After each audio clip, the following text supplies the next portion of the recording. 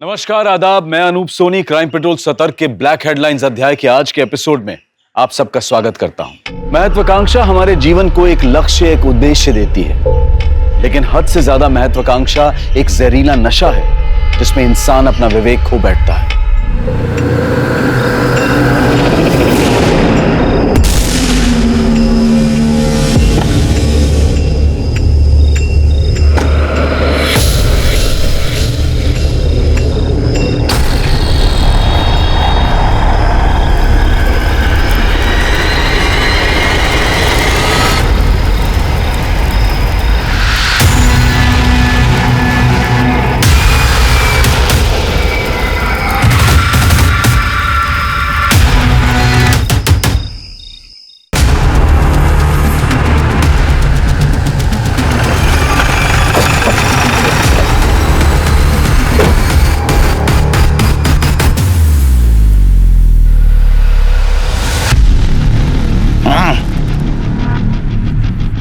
लगता है शिरके 12 घंटे हो चुके हैं बॉडी को जलाकर। सर, बॉडी के पास ये आधा जला हुआ सैंडल मिला है और बॉडी की हाइट और स्ट्रक्चर देखकर लगता है किसी फीमेल की बॉडी है। सर, ऐसे डिजाइन वाले सैंडल ज्यादातर कम उम्र की औरतें पहनती हैं। सर, बॉडी के पास ये पेट्रोल कैन मिला है, कट है, और ये लाइटर भी था।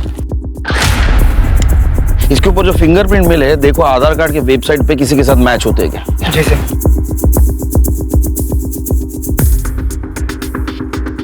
गाड़ी किसकी पता चला शिरके? सर, हो सकता है कि विक्टिम की हो। आसपास मैंने लोकल्स में पूछताछ की है, लेकिन वो नहीं पहचानते किसकी गाड़ी है। गाड़ी के पेपर्स, लाइसेंस कुछ मिला? नहीं सर, ऐसा तो कुछ नहीं मिला। एक फोन मिला था, कट है, लेकिन ये फोन बंद है सर। इसको टेक्निकल टीम के पास भेज दो और गाड़ी के नंबर से आरटीओ से पता लगाओ ये गाड़ी किसके नाम रजिस्टर है। ठीक है सर। आसपास के पेट्रोल पंप में पूछताछ करता हूँ, हो सकता है कि पेट्रोल वहीं से खरीदा गया। बॉडी को ऑटोप्सी के लिए भेज दो। ठीक है सर। एक्शन! पिघलता मक्खन, टेक 1। त्रिलोकी, कैमरा पैन करो। Very good, very good. Personal लगना चाहिए, mind blowing. Cut! Raghu ready? Action! Raghu, चल के आओ। देखो तुम्हारे सामने लड़की है, देख के रुक गए तुम। तो साइकिल से उतरा और उतर के लड़की के पास आ रहे हो। लड़की के ऊपर तुमने पानी फेंका। अभी तुम दोनों एक दूसरे को किस करने जाओ। Mind blowing. कट!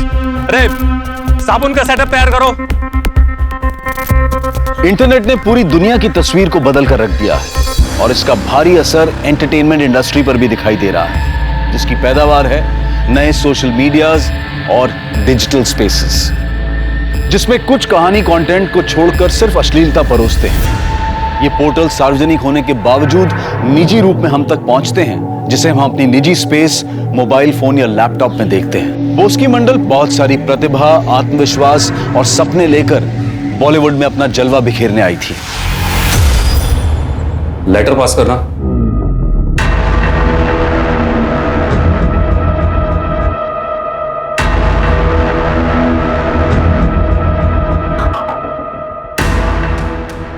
रुपेश, तुम क्या कास्टिंग कोऑर्डिनेटर हो यार? हाँ, ये कैसी लड़कियों को भेजते हो? सारी लड़कियां बस कपड़े उतारना चाहती हैं। मुझे एक्टर चाहिए, एक्टर। सर, मैं बहुत अच्छी एक्ट्रेस हूँ। मैं एक्टिंग, डांसिंग, सिंगिंग, फाइटिंग सब कुछ कर लेती हूँ। पता है, मैं जब स्कूल में थी ना, मैं जब ड्रामा करती थी तो मुझे हमेशा फर्स्ट प्राइज मिलता था सर। ये हुई ना बात। ऐसा करते हैं, अभी ऑडिशन करते हैं। हाँ, तुम ऐसा करो कि मुझे इतना सेड्यूस करो कि मैं अपने एक एक कपड़े उतारने पर मजबूर हो जाऊं। चलो शुरू हो जाओ। रुपेश, रुपेश सर, रुकिए। मैं बंगाल से यहाँ एक्ट्रेस बनने आई हूँ, प्रोस्टिट्यूट बनने नहीं। मैं अपना टैलेंट कैमरा के सामने दिखाऊंगी, किसी डायरेक्टर के बिस्तर पर नहीं।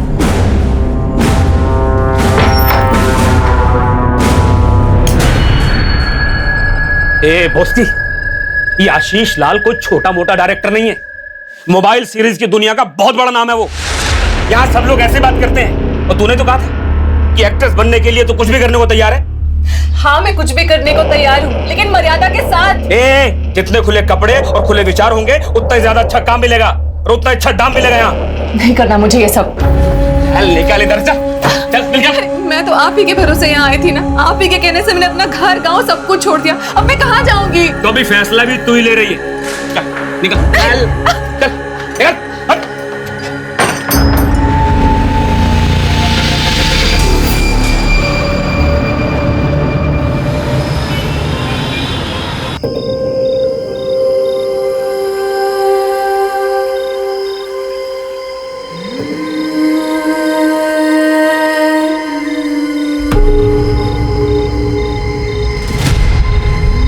भैया एक वड़ा पाव दीजिए ना। ये लीजिए मैडम।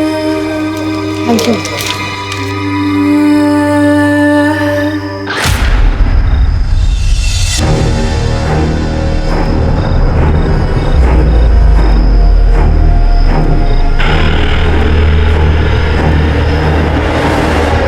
ए लड़की रुक रुक रुक, पैसा दे पैसा दे।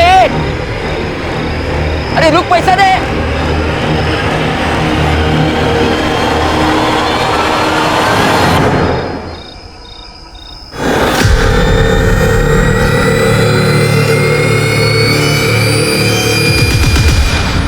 सर, जहां में वो जली हुई लाश मिली थी और उसके पास जो कार थी, उस कार की पहचान हो गई सर। शालिनी वस के नाम रजिस्टर्ड है और ये आरटीओ ने डॉक्यूमेंट्स भेजे हैं।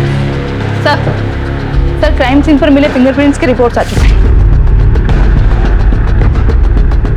कार, पेट्रोल का डिब्बा, मोबाइल और लाइटर, सब पे फिंगरप्रिंट सेम है। राइट सर, सभी के सभी शालिनी वस्त से मिलते हैं। सर हमने उसके ड्राइविंग लाइसेंस इशू करते समय लिए गए बायोमेट्रिक से उन्हें मैच करके देखा है, वो 100% मैच होते हैं सर।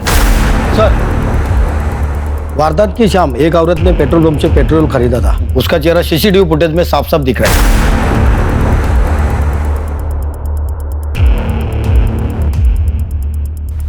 ये तो शालिनी है। इस पेट्रोल पंप वाले को अरेस्ट क्यों नहीं किया? सर वो बोल रहा था कि रात का टाइम था और वो औरत भी उनके सामने बहुत गिड़गिड़ा रही थी, इसलिए उन्होंने पेट्रोल दे दिया। सर कार में जो फोन मिला था वो खुल चुका है, इसमें एक सेल्फी वीडियो भी है सर। मम्मी, सुमित भैया, अभिनव, प्लीज मुझे माफ करना। मैं आग लगा कर जान देने जा रही हूँ। जिस किसी को भी मेरा ये फोन मिले प्लीज पुलिस को दे देना। मैं अपनी मौत की जिम्मेदार खुद हूँ। सर ये तो आत्महत्या का केस है। सिंपल सा है, शालिनी पेट्रोल पंप पे गई, वहां से पेट्रोल खरीदा, उसके बाद वो सुनसान जगह गई जहां में उसकी बॉडी मिली। उसने वीडियो बनाया, वीडियो बनाने के बाद मोबाइल कार में रखा, खुद के ऊपर पेट्रोल डाला और खुद को जला लिया। ओपन एंड शट केस है सर। मुझे भी ये लगता है सर। सर शालिनी ने घर में आत्महत्या करने की कोशिश इसलिए नहीं की क्योंकि घर का नुकसान होगा, घर वाले भी परेशान होंगे और मोहल्ले में बदनामी होगी, तो शायद इसलिए उसने घर से बाहर जाकर आत्महत्या की। नहीं शिरकी, खुद को आग लगाकर मरने के लिए बहुत हिम्मत लगती है। शालिनी वहां बैठे बैठे खुद को आग लगा ली और चीखी नहीं, चिल्लाई नहीं। मुझे मर्डर लगता है, या तो फिर लाश की पहचान छिपाने के लिए की गई साजिश।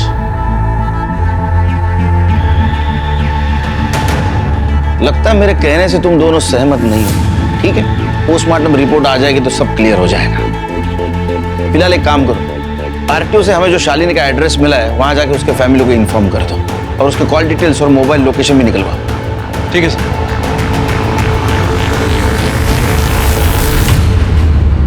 सर, ये बड़े साहब भी ना खाली पीली जीत कर रहे हैं। इस केस में कुछ करने लायक है ही नहीं। एक अनजान युवती की जली हुई लाश मिलने से पुलिस टीम के अंदर एक अंदरूनी विवाद छिड़ गया। एक पक्ष का मानना था कि लड़की ने आत्महत्या की है, जबकि दूसरे पक्ष का यह मानना था कि यह हत्या है। खैर, पुलिस अपनी कार्यवाही में जुट गई और ऐसे में पुलिस के सामने सबसे बड़ा सवाल था कि कौन थी ये युवती।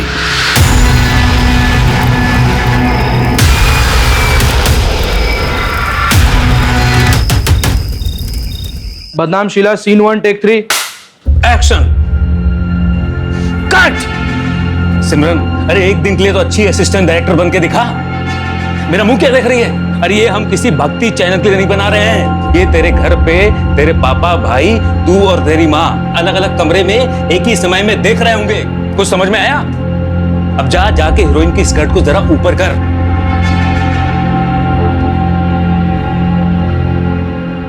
Roll camera, sound, action.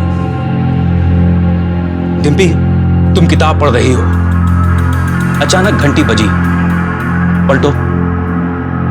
Boss की एक्शन। आगे बढ़ो, आगे बढ़ो। तुम डिम्पी को ऐसे पकड़ो कि जैसे तुम मर्द हो और वो तुम्हारी बीवी। या कम ऑन, टच करो उसे, छुओ, सहलाओ, व्हीलर। Very good. कम। ए लड़की, रुपेश, तू और वो लड़की अभी इसी वक्त मेरे सर से निकलो बाहर। कमाल हो, निकल जाओ यहाँ से। दीदी, मैंने आज तक ऐसे छोटे कपड़े कभी नहीं पहने। मेरे गांव वाले देखेंगे तो क्या सोचेंगे? अरे ये किसी टीवी या सिनेमा हॉल में थोड़ी आएगा। ये देख, ऐसे महंगे स्मार्टफोन पे आएगा। तेरे घर वालों के पास या गांव में किसी के पास है इतना महंगा फोन? फिर और वैसे भी अगर ये कोई देखता भी है ना तो किसी को बताता नहीं है। पर फिर भी दीदी, ये सब कितना गंदा है। अरे गंदा कुछ नहीं होता, गंदी अपनी सोच होती है। तो कुछ गलत तो नहीं कर रही है ना? मेरी माँ ने न जाने कितने सालों तक स्ट्रगल किया है, तब जाकर आज मैं वेब सीरीज की दुनिया की इतनी बड़ी स्टार हूँ। अरे तू तो डायरेक्ट यहाँ आई है, पैसे कमा, नाम कमा। नहीं चाहिए मुझे ऐसे पैसे। तो फिर मुंबई में क्या करेगी? खाएगी क्या और जिएगी कैसे? तेरे घर वाले तुझे पैसे भेजते हैं? हाँ, मैं तो घर से भाग के आई हूँ दीदी। ये ऐसे नहीं मानेगी। एक बार मैं इसकी सारी शर्म निकाल देता हूँ। सब मैं समझाती हूँ उसे, ये कर लेगी ना तू? बदनाम Sheela, take 3 action. Very good.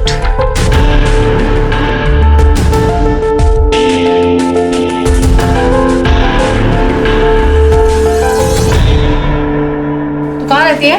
मेरे साथ। मैं इसका गॉडफादर हूँ। अबे चल हलकट, तुझे तो बस तेरे कमीशन से मतलब है।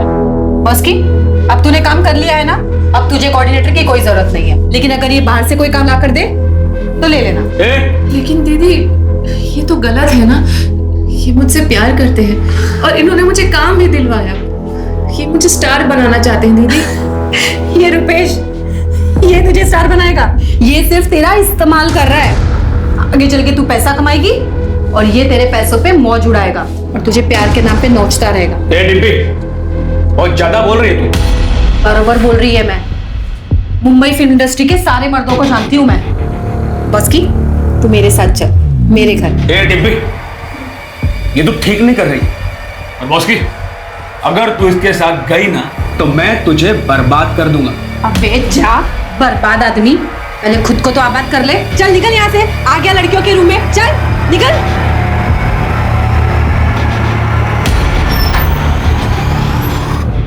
हमारी क्या गलती है इसमें यार? जो कुछ भी करा उसने करा होगा।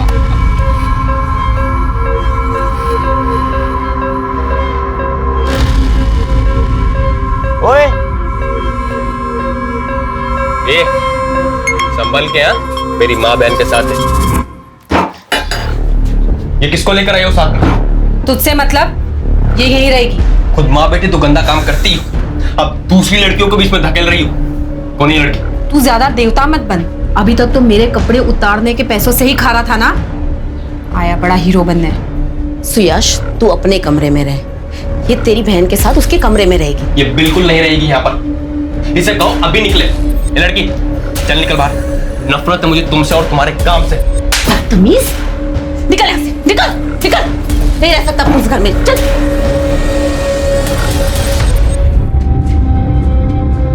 हमें लाश के पैर में ये सैंडल भी मिला है, क्या ये शालिनी का है? ये सैंडल तो शालिनी का है, शालिनी है।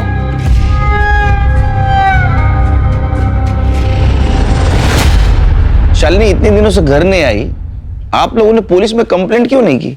6 महीने पहले तक तो हम सब लोग साथ में ही रहते थे, पर फिर अचानक से शालिनी के मन में क्या आया? मैं अब तुम लोगों के साथ नहीं रहूंगी। मुझे अब अपनी स्पेस चाहिए। बराबर वाला घर खाली है, मैं उसे रेंट पे ले रही हूँ। वहीं रहूंगी और वहीं से अपने पेशेंट्स की काउंसलिंग करूंगी। शालिनी, मैं अभी जिंदा हूँ और मेरे जीते जी तो मुझसे अलग रहेगी, ये ठीक है क्या? हाँ तो खाना तुम लोगों के साथ खा लिया करूंगी, लेकिन आप लोग जो ये इतने सवाल पूछते हैं ना मुझसे, कहाँ गई थी, कब आ रही है, कौन मिलने आया था, मुझे ना इन सवालों से चिढ़ मचती है। ऊपर से मेरा प्रोफेशनल स्ट्रेस। सबका दुखड़ा सुन के उनको एडवाइस करना आसान काम है क्या? शालिनी क्या करती थी? वो एक साइकोलॉजिस्ट थी। साइकोलॉजिस्ट तो लोगों को आत्महत्या करने से रोकते हैं। या शालिनी ने खुद ने आत्महत्या कर ली? क्या ऐसा तो नहीं कि उसका इंडिपेंडेंट रहना, उसके इंडिपेंडेंट विचार आप लोगों को अच्छे नहीं लगते थे, इसीलिए आप लोगों ने उसको बिना वजह स्ट्रेस दिया और आत्महत्या करने पर मजबूर किया? वो जब से ऊपर वाले फ्लैट में रहने लगी तो फिर हम लोग शायद ही उससे कभी मिलते थे। और फिर वो सेमिनार्स, कॉन्फ्रेंसेस अटेंड करने के लिए शहर से बाहर ट्रैवल भी किया करती थी। हमें लगा था शायद किसी सिलसिले में नागपुर, पुणे वगैरह गई होगी। उसके फ्लैट की तलाशी लेनी हमें। चलो नहीं ना चलते हैं। जी उत्कर्ष भाई आओ जो। हाँ चले? हाँ चलो अपने निकली है। जय श्री कृष्ण। जय श्री कृष्ण। ध्यान रखो उत्कर्ष भाई। मैं हूँ ना। चल चल।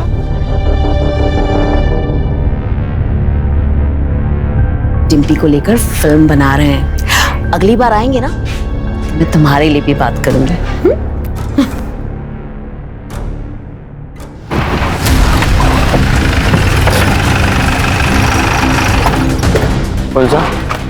शालिनी यहीं पे काउंसलिंग करती थी और यहीं रहती भी थी।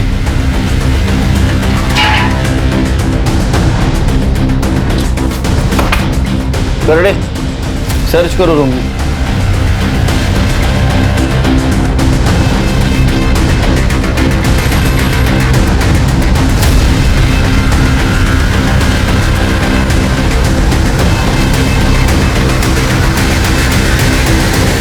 चिरके लगता है अपॉइंटमेंट डायरी है। बीच के कुछ पन्ने गायब है, किसी ने इसके साथ छेड़खानी की है।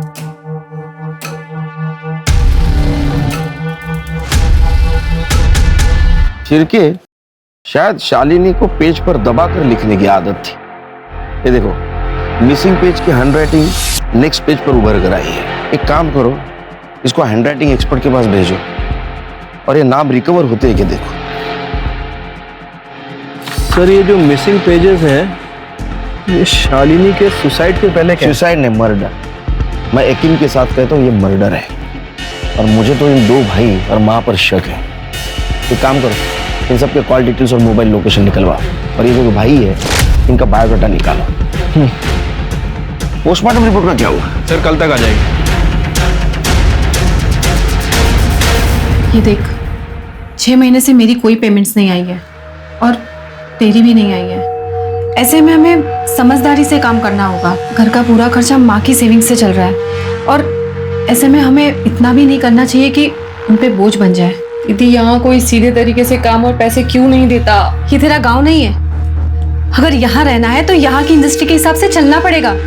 बिजनेस में रहना है तो ये सब कुछ तो करना पड़ेगा और ये सब के लिए पैसे लगते हैं। और पैसे कहाँ से आते हैं? डायरेक्टर और प्रोड्यूसर्स के पास से। ठीक है दीदी, मैं सबसे मिलने जाऊंगी। ये हुई ना बात। रुक, ये देख, ये ड्रेस पहन के जा, काम जल्दी मिलेगा।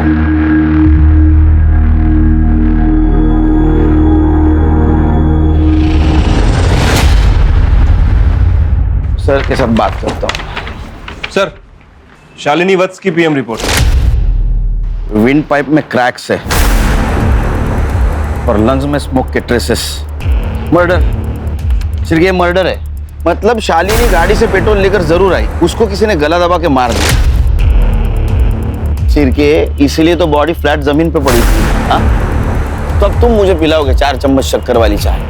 हाँ सर बिल्कुल, लेकिन सर बॉडी में 3 महीने के फीटस के ट्रेसेस भी मिले हैं। सर कहीं ये मर्डर का मोटिव तो नहीं? हो सकता है उसके बॉयफ्रेंड ने उसको मारा होगा क्योंकि उससे शादी नहीं करना चाहता था। या ऐसा भी हो सकता है कि शालिनी प्रेग्नेंट होने के बाद उसने उसके बॉयफ्रेंड के ऊपर प्रेशर डाला होगा शादी के लिए। या तो ये ऑनर किलिंग का मामला भी हो सकता है, उसके भाइयों ने मारा होगा उसको। फैमिली के बारे में पता किया? हाँ सर, फैमिली मेंबर्स के कॉल रिकॉर्ड चेक किए हैं और सर पता चला है कि उनकी फाइनेंशियल स्टेटस काफी खराब है। बड़े भाई का जो भी बिजनेस था वो डूब चुका है और छोटे भाई की जो भी सेविंग थी सब ऑनलाइन बेटिंग में जा चुकी है। आए दिन लेनदार आते रहते हैं उसके घर में। तो सिर क्लियर है, इसका मतलब भाइयों के पास मर्डर का डबल मोटिव है। उसके बॉयफ्रेंड के बारे में पता करो और फैमिली से पूछताछ करो। क्या वो 3 महीने के पेट से थी। ये जरूर उस बुढ़े डॉक्टर अनिल नागराज की करतूत होगी। मेरी शालिनी। अनिल नागराज कौन है? सर वो एक डॉक्टर है, काम के सिलसिले में शालिनी मिलती थी उनसे। उम्र में दुगने हैं शालिनी के और उससे शादी करना चाहते थे। जी हाँ, ये सच है कि मैं शालिनी से प्यार करता था और मैं उससे शादी भी करना चाहता था। फिर मुझे उसकी कई बातों से ये एहसास हुआ कि वो बहुत ही सेल्फिश और चालाक औरत है। अनिल, मैं और तुम एक ही क्लिनिक से ऑपरेट करते हैं ना, तो कितना कमाल का बिजनेस होगा ना अगर मैं उन्हें काउंसलिंग दूं और तुम उन्हीं पेशेंट्स को मेडिसिन प्रिस्क्राइब करना। बिल्कुल हो सकता है, कोई ऐसे में मेरा लोड कम हो जाएगा और क्लिनिक के जो एक्सपेंसेस हैं वो भी हम 50-50 आपस में शेयर कर लेंगे। एक्सपेंसेस? एक्सपेंसेस क्यों? मेरे आने से तुम्हारा धंधा बढ़ेगा ही। बिल्कुल नहीं, इनफैक्ट तुम्हारे पेशेंट बढ़ेंगे। माय डियर, ये अमेरिका नहीं है, ये इंडिया है और यहाँ पर लोग ना काउंसलिंग से ज्यादा गोलियों पर विश्वास करते हैं। एक काम करते हैं, मैं तुम्हारी सारी शर्तें मान लूंगा, बस तुम मुझसे शादी कर लो। जब हम दोनों आपस में रिलेशनशिप में होंगे तो फिर ये लेन देन आड़ा ही नहीं आएगा ना। मैं सब कर सकती हूँ, शादी नहीं कर सकती। मैं उसकी मंशा समझ चुका था कि वो मुझे सिर्फ घुमा रही है। अच्छा, कहीं ऐसा तो नहीं कि आप हमें घुमाने की कोशिश कर रहे हैं और आप जो बोल रहे हो सब कुछ उससे उल्टा है? मतलब आपने शालिनी को शादी के झांसे देकर उससे संबंध बनाए रखे, वो प्रेग्नेंट हो गई, उसने शादी की मांग की तो आपने उसको मार दिया और सब कुछ ऐसी प्लानिंग की कि लोगों को लगे ये सुसाइड केस है। देखिए इंस्पेक्टर साहब, मैंने ना तो शालिनी को मारा है और ना ही मैंने उसे प्रेग्नेंट किया है। यहाँ तक कि पिछले 6 महीने से मैं उससे मिला तक नहीं हूँ। अब चाहे तो मेरी कॉल रिकॉर्ड चेक कर सकते हैं। वो तो चेक करेंगे, लेकिन आपके हम डीएनए टेस्ट भी करवाएंगे। इनको हॉस्पिटल लेके जाओ।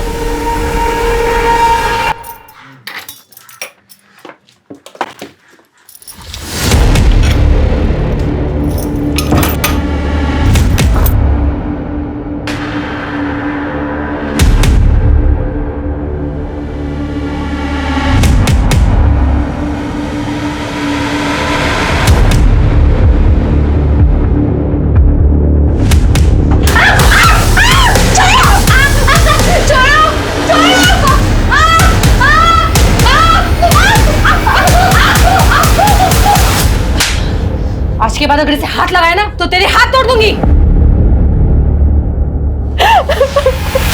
Thank you sir.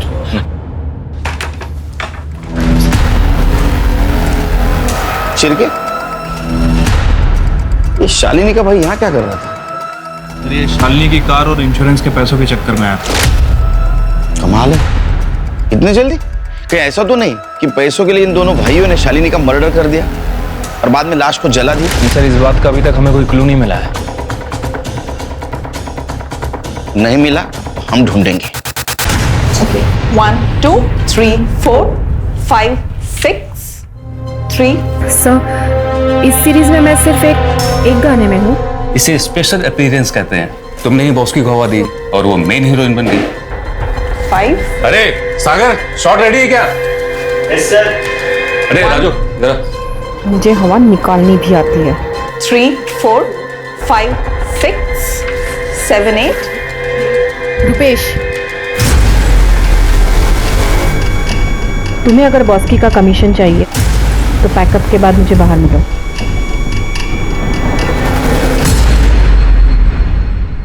समय के साथ साथ बोस्की ने अपने सपनों के साथ समझौता कर लिया और वो ग्लैमर की इस नई दुनिया में रम गई और अब मुंबई की एक ग्लैमर भरी दुनिया ही उसका वर्तमान और भविष्य बन गई। और सिर्फ 6 महीनों में वो अपने गांव, अपनी भाषा, अपने संस्कारों से कट गई और फिर अचानक एक दिन लापता हो गई। क्या नाम बताया आपने? बोस्की मंडल। सर ये देखिए, मोबाइल सीरीज में काम करती थी? जी सर, मैं कास्टिंग डायरेक्टर हूँ। इसका काम मैं ही देखता था। आप ही के साथ रहती थी?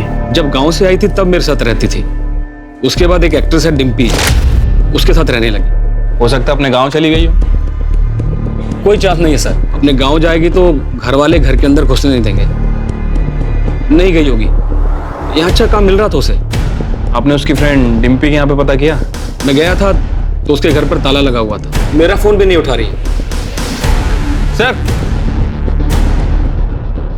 ये लड़की बॉस की मंडल मोबाइल सीरीज में काम करती है, मिसिंग है और फोन भी बंद आ रहा है।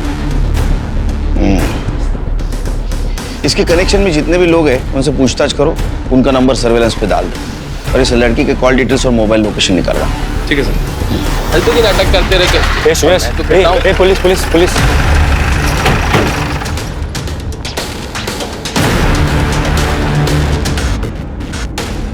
सर हम लोग शूटिंग के लिए सिलवासा गए थे, जब हम निकले तो बॉस की यही थी। बॉस की मैं और माँ 3-4 दिन के लिए सिलवासा जा रहे हैं शूटिंग के लिए। तू आराम से रहना, हाँ, और अगर किसी चीज की जरूरत हो ना तो जुगर किराने वाले के पास से ले लेना और पैसे लिखवा देना, ठीक है? लेकिन जब हम वापस आए तो वो घर में नहीं थी। हमने बॉस्की के कांटेक्ट में और हमारे कांटेक्ट में सभी को फोन लगाया, लेकिन उसका कुछ पता नहीं चला। बाद में रुपेश ने बताया कि वो पुलिस स्टेशन गया था। आशीष लाल की नई मोबाइल सीरीज में बॉस की मंडल ने डिम्पी को रिप्लेस किया, क्या ये? सर ये लोग तो लाइक्स और सब्सक्राइब्स के लिए कुछ भी छापते हैं। उसकी तो मेरे घर में मेरी बेटी की तरह रहती थी। बेटी की तरह थी और डिम्पी से आगे बढ़ने लगी, तभी आप दोनों ने उसे गायब कर दिया और अब सिलवासा का बहाना बना रहे हो। सर मैं अपने प्रोडक्शन का और होटल का नंबर और एड्रेस दोनों दे देती हूँ, आप वहाँ से पता कर सकते हैं। मैडम वो तो हम पता करेंगे ही। कर दे, इनसे डिटेल्स लेके क्रॉस वेरीफाई करो। सर इस घर में और कौन रहता है? मेरा बेटा सुयश। कहाँ है वो? बॉस की मंडल कहाँ है? मुझे नहीं मालूम। मैं तो आई और ताई के जाने के बाद अपने दोस्तों के साथ गणपति फूले गया हुआ था। मेरे दोस्त बाहर ही खड़े, आप उनसे पूछ लीजिए। बॉस की मंडल के साथ मोहल्ले में कोई छेड़खानी की वारदात तो नहीं हुई? कहीं ऐसा तो नहीं कि मोहल्ले में से किसी ने उसे किडनैप करके रखा? नहीं सर, हमारा मोहल्ला थोड़ा वैसा है, लेकिन ऐसा कोई नहीं कर सकता। कमरा कौन सा है उसका? कोई फोन वगैरह मिला? नहीं सर।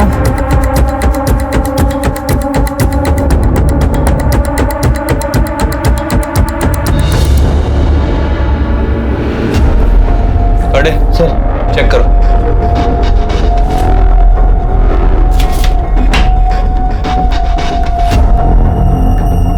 सर ये देखिए, बॉस की मंडल के नाम से मेडिकल फाइल।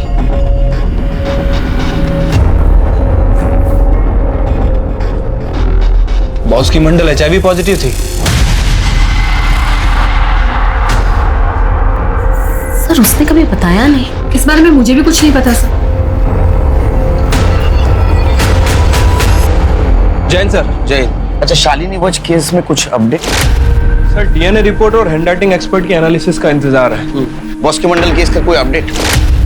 सर बॉस के घर पे फोन नहीं मिला और उसके कॉल रिकॉर्ड्स भी क्लियर है, लेकिन सर उसके घर पे एक पैथोलॉजी लैब की रिपोर्ट मिली है जिसमें ये मेंशन है कि वो HIV पॉजिटिव है। तो मुझे लगता है कि शायद इसी वजह से वो कहीं चली गई है। उसके नेटिव प्लेस पूछताछ की? हाँ सर, वेस्ट बंगाल में वहाँ की लोकल पुलिस गई थी। सर उसके माता पिता का कहना है कि जब से बॉस की घर से गई है ना तो उसने कभी घर पे फोन किया और ना ही कभी घर आई है। सिर्फ एक काम करो, उसके कनेक्शन में जितने भी लोग हैं उनके कॉल रिकॉर्ड क्रॉस चेक करो और क्वेश्चनिंग शुरू कर दो। हमने बॉस की मंडल और तुम्हारे कॉल रिकॉर्ड्स चेक किए हैं। तुम्हारी और बॉस की फोन पर बहुत लंबी लंबी बातें होती थी और इस वक्त वो मिसिंग है। कहाँ है बॉस की मंडल? सर मुझे नहीं पता बॉस की कहाँ है। हाँ मेरी उससे बातचीत होती थी क्योंकि मैं उसका गॉडफादर हूँ। मैंने उसे पहला ब्रेक दिया था।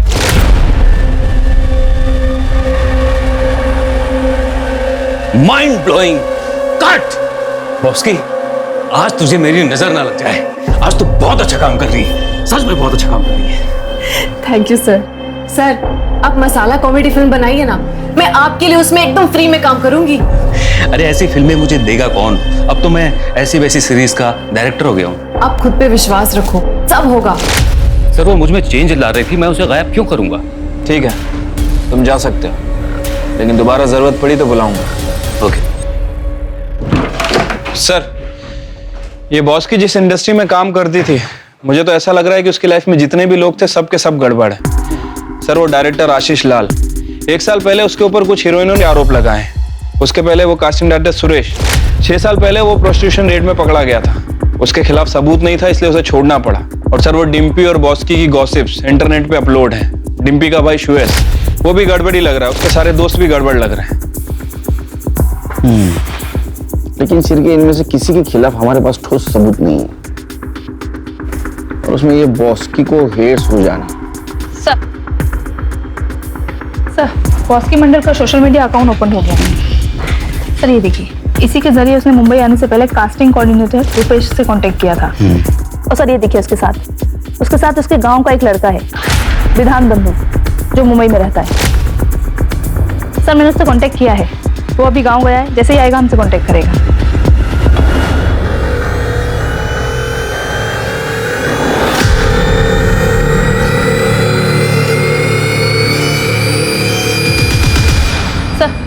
हैंडराइटिंग एक्सपर्ट की रिपोर्ट आ चुकी है। शालिनी वत्स की अपॉइंटमेंट आई से फटे हुए पेजेस में से ये 8 नाम रिकवर हुए। अरे इसमें तो बॉस्की का भी नाम है। इसका मतलब बॉस्की लापता होने से पहले शालिनी से मिली थी। ठीक है, क्यों? इन दोनों केसेस का आपस में क्या कनेक्शन हो सकता है? सर कनेक्शन का तो पता नहीं, लेकिन ये शालिनी साइकोलॉजिस्ट थे। कहीं ऐसा तो नहीं कि बॉस्की उसके पास किसी काउंसलिंग के लिए गई थी? तो फिर अपॉइंटमेंट के डायरी में उसका पेज क्यों फटा था? कुछ तो भी गड़बड़ है शिर के। ये डीएनए दो। डॉक्टर अनिल का डीएनए शालिनी के फीटस के डीएनए से मैच नहीं हुआ, और डॉक्टर के रूटीन चेकअप में भी शालिनी के फीटस का डीएनए शालिनी की मां से भी मैच नहीं हुआ। ऐसे कैसे हो सकता है? और तुम दोनों तो कह रहे थे ये ओपन एंड शट केस है, शालिनी ने सुसाइड किया है। ऐसा नहीं है शिर के, हमें कुछ दूसरा रास्ता अपनाना होगा।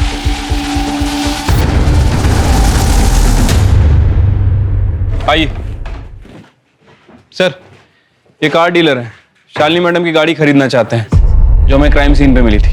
आइए बैठिए, चाय पिएंगे? Thank you sir. देखिए, वैसा तो सब कुछ हो चुका है, मतलब शालिनी के भाई ने हमें सारे डॉक्यूमेंट्स दे दिए। एक छोटा प्रॉब्लम है, वो जो इंश्योरेंस पेपर है उसके ऊपर शालिनी के सिग्नेचर मैच नहीं हो रहे। अगर कोई शालिनी की सिग्नेचर करने वाला मिल जाए तो ये डॉक्यूमेंट्स क्लियर हो जाएंगे, नहीं तो सब ये कोर्ट में मैटर जाएगा बिला वजह। सर मुझे सुमित साहब से बात करनी पड़ेगी। प्लीज प्लीज कीजिए ना।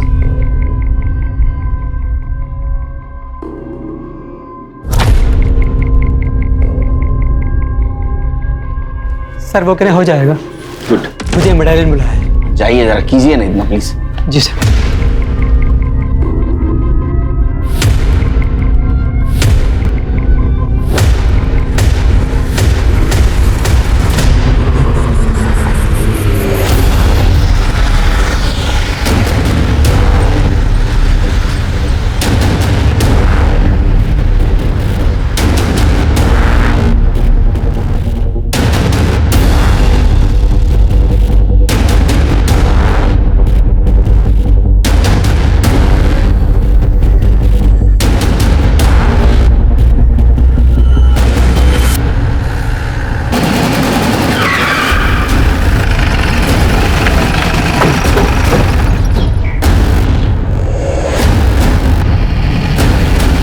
चेक करो।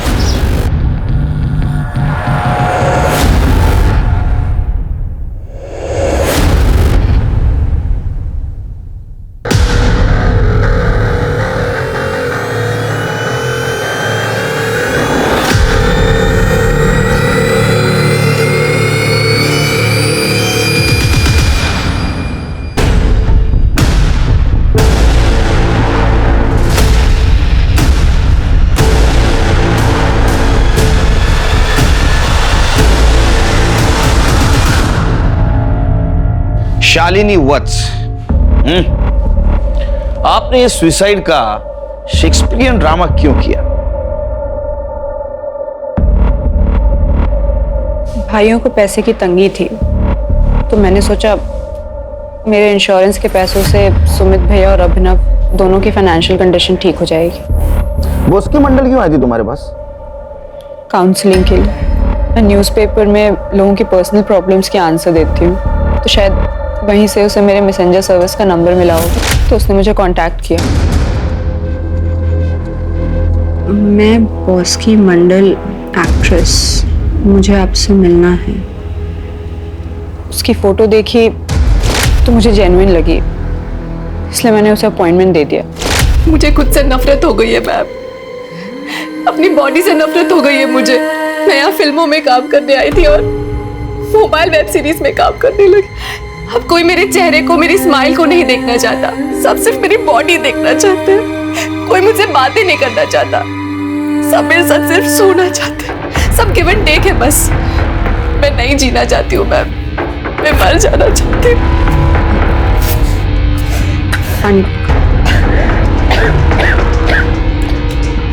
बॉस्की, तुम्हें उन लोगों को कन्फ्रंट करना चाहिए। कोई फायदा नहीं है मैम, यहाँ सब मोटी चमड़ी है। हाँ, लेकिन मैं सुसाइड करने से पहले इन सब के बारे में किसी को जरूर बता कर जाऊंगी। कोई जो मेरा अपना हो, जो मुझे समझे, मुझे जज ना करे। उसने आपको कुछ बताया? नहीं। उसका हुआ क्या? अरे ऐसा मत देखिए, हमें सब पता है। हाँ, आप सिर्फ बोलते जाइए। सर वो मरना चाहती थी, मैंने उससे कहा कि जिंदगी को एक और मौका दो। बॉस्की, एक काम करते हैं, 2 दिन के बाद कहीं बाहर मिलते हैं, खुली हवा में बात करेंगे, ठीक है? एक काम करो, 2 दिन के बाद 8 बजे मेरे बताए एड्रेस पे आ जाना, ठीक है? और वहीं ये दवाई खा लेना। मैं 5 मिनट बाद तुमसे मिलूंगी, ठीक है? जी मैम, पर मिलना कहाँ है? मैं तुम्हें एड्रेस देती हूँ। 8:05 पे मैंने उसे वहां बुलाया।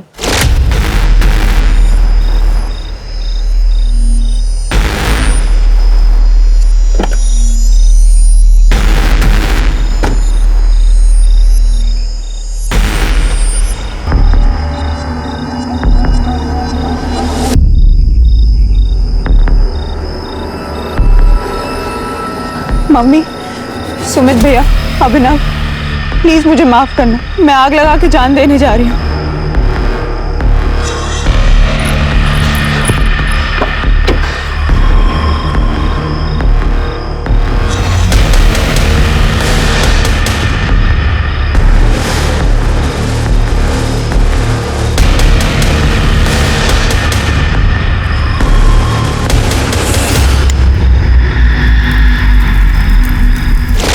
किरत,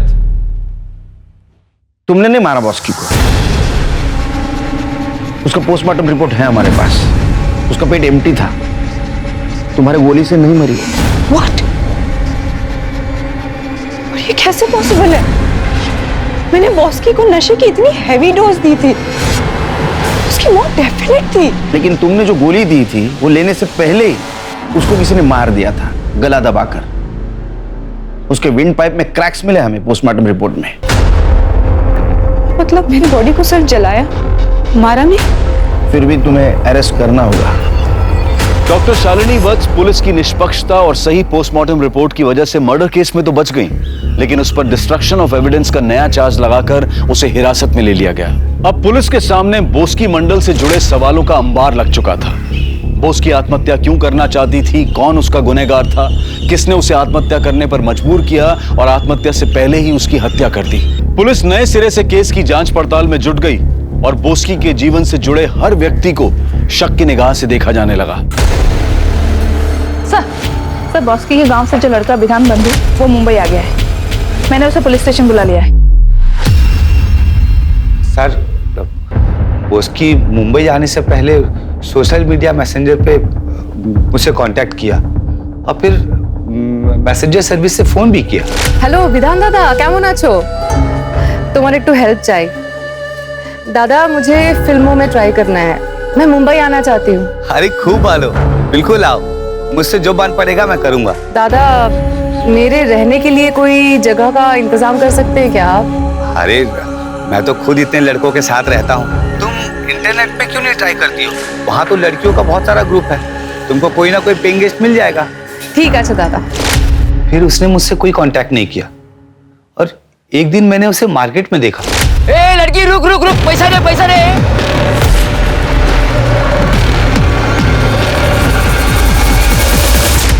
फिर बोस्की ने कहा मुझे गांव ले चलो। मैंने उसे रुपेश के साथ रहकर इंडस्ट्री समझने को कहा और मैं वहां से गांव चला गया। गांव से जब वापस आया तो बोस्की का फोन आया। उसके गायब होने के 2 दिन पहले ही मैं उससे मिला था। मेरे साथ बहुत बुरा हुआ दादा। वो रुपेश कोऑर्डिनेटर, उसने मुझे छत तो दिया, पर प्यार के नाम पर हर रोज मेरे साथ जबरदस्ती सोता था।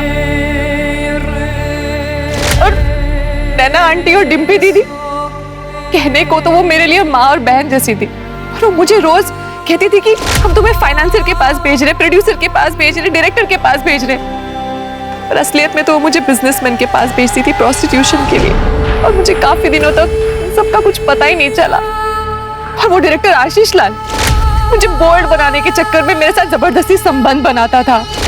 और डिम्पी दीदी का भाई सुयश, उसने तो हद ही कर दी। और माँ और बहन का गुस्सा मुझ पर निकाला मेरे साथ रेप करके। दादा, अब मैं प्रेग्नेंट हूँ और मुझे पता नहीं इसका बाप कौन है। मैं किसी को मुंह दिखाने के लायक नहीं रही। मैं कहाँ जाऊँ, किससे बात करूँ? सब मुझ पर थूकेंगे दादा। बॉस ने तुम्हें बताया था कि उसे एड्स था? नहीं सर। ठीक है, जाओ। जी।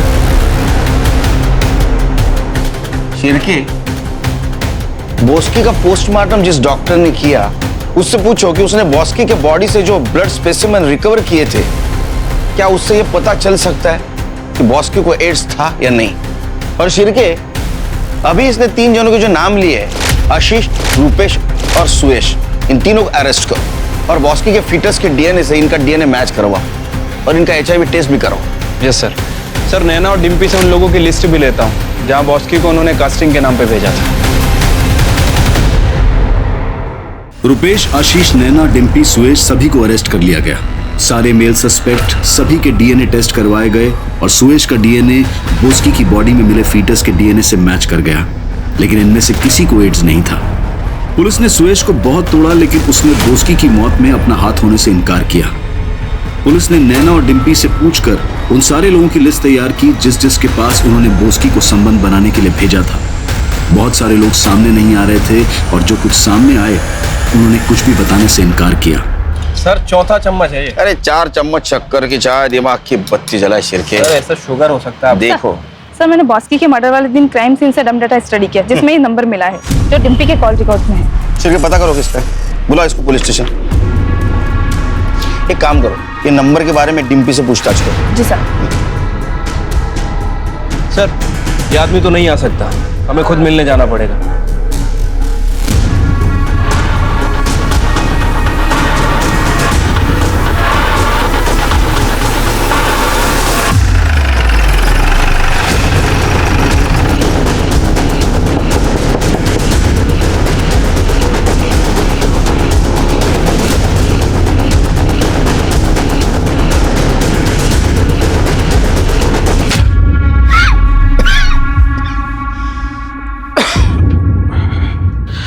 सॉरी, तुमने तकलीफ है, आपको यहाँ आना पड़ा। इस हालत में मैं झूठ नहीं बोलूँगा। सब बॉस्की को मैंने ही मारा है।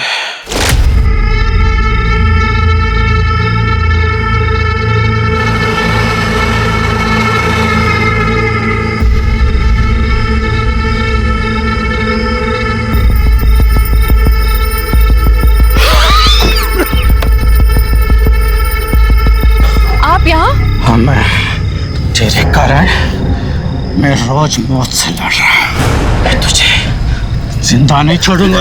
क्यों मारा? क्योंकि नैना ने मुझे बॉस्की के साथ सुलाया था, जिसके वजह से मुझे ये एड्स हो गया। आपको इतना कंफर्म कैसे पता बॉस्की को एड्स था? क्योंकि डिम्पी ने बॉस्की के लैब रिपोर्ट्स दिखाए थे।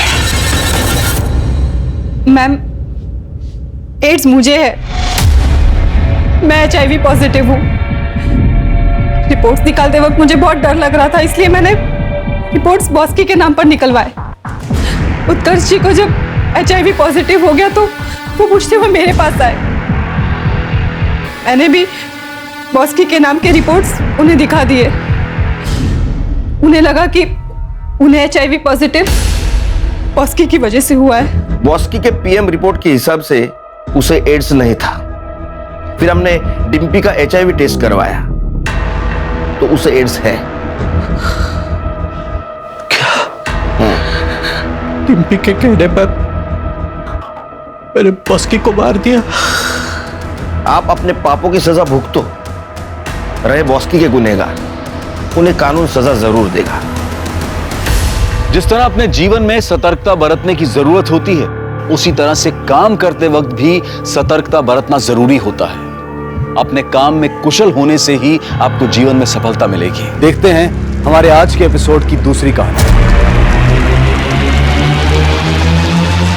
नमस्कार, आदाब। मैं अनूप सोनी क्राइम पेट्रोल सतर्क के ब्लैक हेडलाइंस अध्याय के आज के एपिसोड में आप सबका स्वागत करता हूं। चाह कुछ करने की, कुछ बनने की, सुनहरे भविष्य की, प्यार भरे जीवन की। चाह एक ऐसा शब्द है जो सकारात्मक भी है और नकारात्मक भी। चाह अगर सकारात्मक है तो ये जीवन को नई राह दिखाती है, उसे खुशियों से भर देती है, और अगर नहीं तो ये जीवन को तबाह भी कर सकती है। इंसान उसे पाने की जिद में ना सिर्फ अपने आप को बल्कि अपने आसपास के लोगों को भी तबाह कर देता है। आज का ये केस भी ऐसी ही चाह से जुड़ा है जिसने कई जिंदगियां बर्बाद कर दी, सुखी और संपन्न परिवारों को जलाकर राख कर दिया।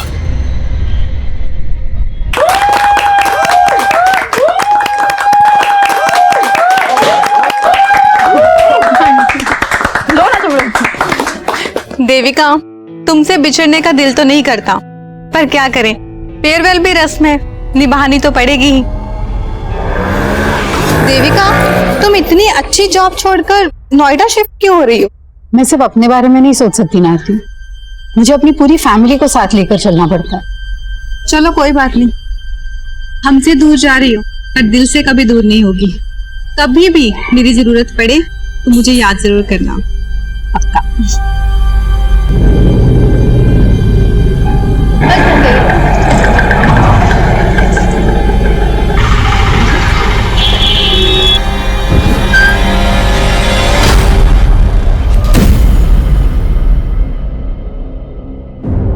रिया, ये क्या कर रही हो? सामान क्यों फाड़ रही हो? आपने मेरे सामान को हाथ भी कैसे लगाया मम्मा? मुझे बच्ची समझा आपने? रिया, बिहेव। क्या बात है देविका, क्यों डांट रही हो बच्ची को? बच्ची ये बोल रही है कि अब बच्ची नहीं रही। आप ज्यादा बोलो मत मम्मा, मुझे सिर्फ इतना बताओ मेरा नया डैडी कहाँ रखा है? रिया। अच्छा बेटा, नया टेडी वो तो ऊपर रखा हुआ है, जा ले ले जा। क्या बात है? अनीश, हम नोएडा तो शिफ्ट हो जाएंगे, but do you really feel Riya वहां ये बदतमीजी बंद कर देगी? क्यों, तुम्हें अपनी माँ और बहन पे भरोसा नहीं है?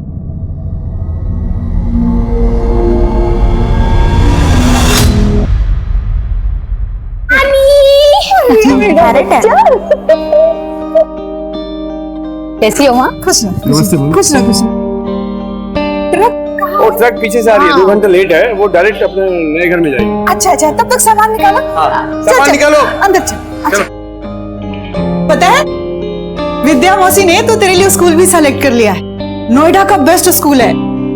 वाओ ग्रेट, विद्या मौसी इज द बेस्ट। और नानी मासी नहीं दिख रही, कब आएंगी? मार्केट गई है, आती ही होगी। ये अरे रिया, हाथ नहीं धोए तो कम से कम सेब धो लेती। Welcome everybody. आ गई विद्या मौसी। ये देखो रिया, मैं आपके लिए क्या लेकर आई हूँ। थैंक यू सो मच मासी। इतनी एक्सपेंसिव गिफ्ट देकर क्यों इसे बिगाड़ रही हो? कम ऑन दीदी, ये देखो, मैं तो आपके पति को बिगाड़ने का सामान भी लाई हूँ। दिस इज फॉर यू जीजा जी। अरे वाह, थैंक यू। कम ऑन दीदी, अब खुशी के मौके पर मुंह मत बनाओ। वैसे ये देखो, आपके लिए भी कुछ लाई हूँ।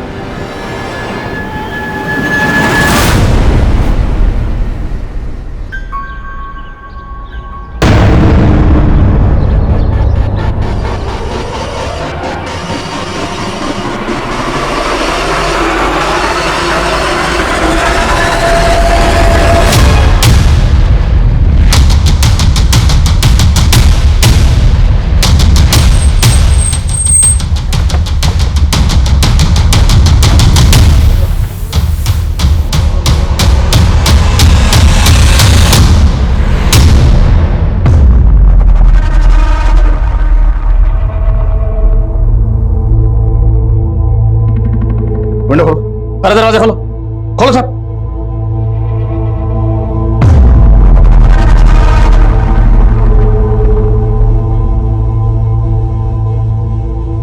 तो गैस सिलेंडर का नॉब तो ऑन है, शायद गैस खत्म होने की वजह से दोनों बॉडीज पूरी तरह से जल नहीं पाई। बहुत ही ब्रूटल मर्डर सर, दोनों के हाथ पैर बांधे गए।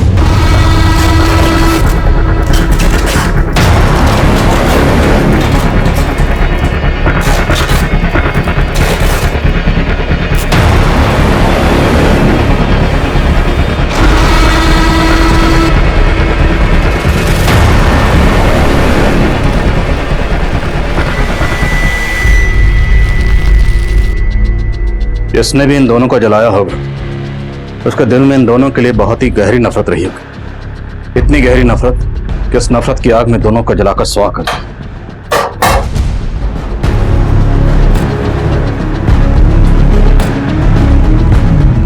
इसकी वजह से मेरे भाई की जिंदगी बर्बाद हो गई। इसका भी यही हश्र होना था।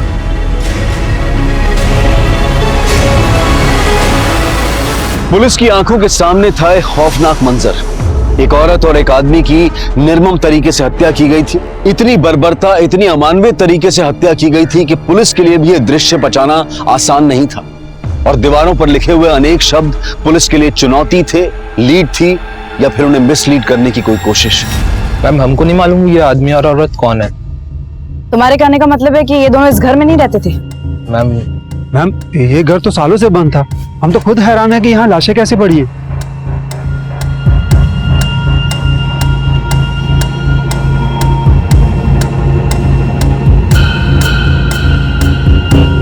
आप लोग बोल रहे हैं कि ये घर सालों से बंद है, लेकिन यहाँ का सामान देखकर तो ऐसा लग रहा है कि यहाँ सिर्फ आदमी औरत ही नहीं बल्कि कोई बच्चा भी रहता होगा। मैम, हमें इसके बारे में कुछ नहीं पता।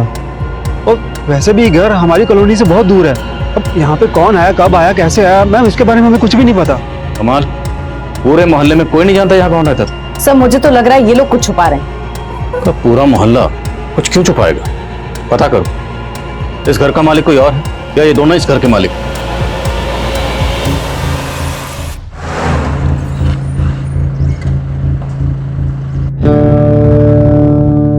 सभी थानों में इंफॉर्मेशन भेज दी गई। सर, ये नरेश सहगल ब्रोकर है। इसी ने वो घर किराए पे दिलवाया था। किसे दिलवाया था? तो वो एक सिंगल मदर थी सर, अपने इन्फेंट बच्ची के साथ आई थी सर। उस सिंगल मदर का कुछ नाम तो होगा? नाम सर, हाँ, देविका जायसवाल सर। मैडम, एक नंबर प्रॉपर्टी है यहाँ। इतना शांत माहौल कहीं और नहीं मिलेगा इस इलाके में। और फिर बच्चे के सोने उठने में कोई दिक्कत नहीं होगी यहाँ। सर, देविका को वो मकान देखते ही पसंद आ गया था सर, और सर 3 महीने से अपनी बच्ची के साथ वहाँ रहने भी लगी थी। और मोहल्ले वाले तो बोलने वहाँ कोई नहीं रहता था। रेंट एग्रीमेंट है तुम्हारे पास? सर, वो रेंट एग्रीमेंट होने ही वाला था सर, लेकिन मकान मालिक को टाइम ही नहीं मिल पा रहा था, इस वजह से। मकान मालिक कौन है? विक्रांत पाठक सर, दिल्ली में रहता है सर। उस मकान का पूरा जिम्मा उसने मेरे ही हाथ में सौंप रखा है। भले ही रेंट एग्रीमेंट ना हुआ हो सर, लेकिन देविका ने 11 महीने का एडवांस रेंट और डिपॉजिट का चेक मुझे दे दिया था सर, जिसमें से मैंने डिपॉजिट का चेक और 3 महीने का रेंट सर मकान मालिक के अकाउंट में जमा कर दिया सर। देखो, ऐसा है, उस घर में हमें कोई बच्चा तो नहीं मिला, लेकिन एक आदमी और एक औरत की लाश मिली। मामला सीरियस है, समझ रहे हो तुम? तो ये बताओ, देविका के साथ हमें जिस आदमी की लाश मिली वो आदमी कौन था और उसका देविका के साथ क्या रिश्ता था? सर, मुझे उसके बारे में कुछ भी नहीं मालूम सर। जब से मैंने देविका को पोजीशन दिया मैं वहां गया भी नहीं सर। देविका का फोन नंबर और एड्रेस बताओ। सर, फोन नंबर दिया तो था उसने, लेकिन सर फोन फॉर्मेट हो गया। देविका ने जो रेंट के चेक्स दिए तो चेक्स हैं तुम्हारे पास? हाँ सर, ऑफिस में रखे हैं सर। हमें उनकी जेरॉक्स चाहिए। ठीक है sir. Pandey, thank you sir. नजर रखो इस नरेश पे, और देविका के अकाउंट में जो परमानेंट एड्रेस है वो निकलो।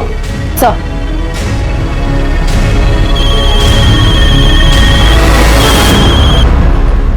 हाँ बोलो यादव।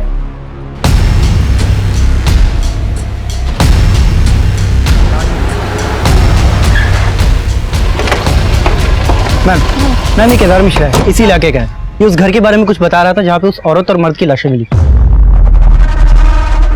मैम, कुछ समय पहले जब मैं उस घर के पास से गुजर रहा था तो मैंने देखा कि उस घर के मालिक मिस्टर पाठक और कुछ लोग मिलकर उस घर के पीछे की तरफ गड्ढा खोदकर कुछ तो गाड़ रहे हैं। क्या गाड़ रहे? एक बड़ा सा मोटा सा बोरा था, उस बोरे में क्या था मुझे पता नहीं, लेकिन खून के धब्बे लगे हुए। उस घटना के बाद किसी को उस घर में देखा था? मतलब ये जो मर्द और औरत की लाश मिली है, क्या उनमें से किसी को देखा था? नहीं मैडम, मैंने उस घटना के बाद किसी को नहीं देखा। अब उस घर में कौन रहने आया, क्या हो रहा था, मुझे कुछ नहीं पता इसके बारे में।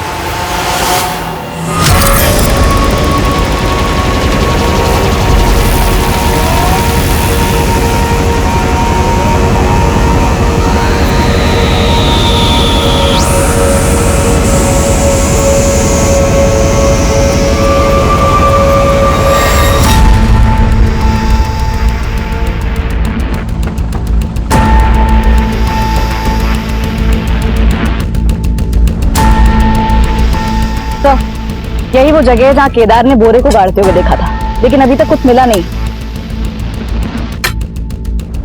तो ये केदार,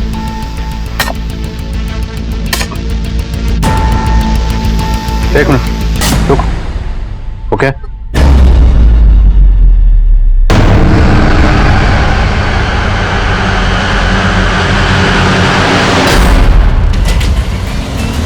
केदार, तूने तो कहा था या तूने मकान मालिक को बोरे में कुछ गाड़ते हुए देखा है। यहाँ से तो बच्चे की लाश मिली है। मैडम मैंने बहुत पहले देखा था। बोल, क्या पता है तुझे? मैं सच बता रहा हूँ। ऐसे नहीं बोल रहा। यादव, थाने लेकर जाओ उसे, अच्छे से पूछताछ करो। नरेश ने बताया था कि उसने देविका को इस घर में एक बच्चे के साथ रहते हुए देखा था, और अब घर के पीछे ये बच्चे की लाश। वो लाश को देखकर लगता है जैसे इसे कल परसों दफनाया गया, क्योंकि लाश अभी सड़नी शुरू ही हुई है। कहीं ये बच्चा वही तो नहीं जिसके साथ देविका रह रही थी? सर, केदार भी यही कह रहा है कि उसने मकान मालिक को यहाँ बोरे में कुछ गाड़ते हुए देखा था। ये चक्कर क्या है, कुछ समझ में नहीं आ रहा। इस चक्कर का जवाब मकान मालिक पाठक ही देगा। उठाओ उसे। उस घर का मालिक विक्रांत पाठक पुलिस के हाथ लगने से पहले ही फरार हो चुका था। विक्रांत पाठक मुझे जल्द से जल्द अंदर चाहिए। विक्रांत और नरेश, ये इन दोनों की मिलीभगत हो सकती है। नरेश पे भी नजर रखो।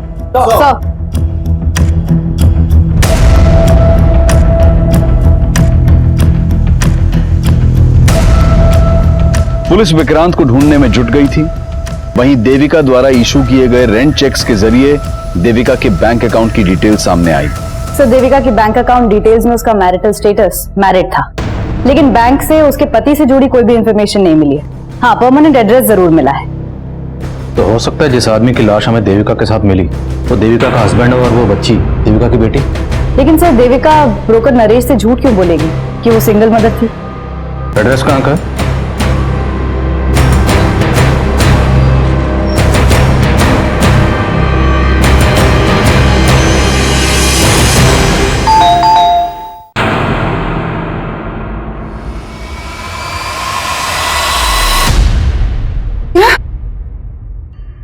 देविका की लाश?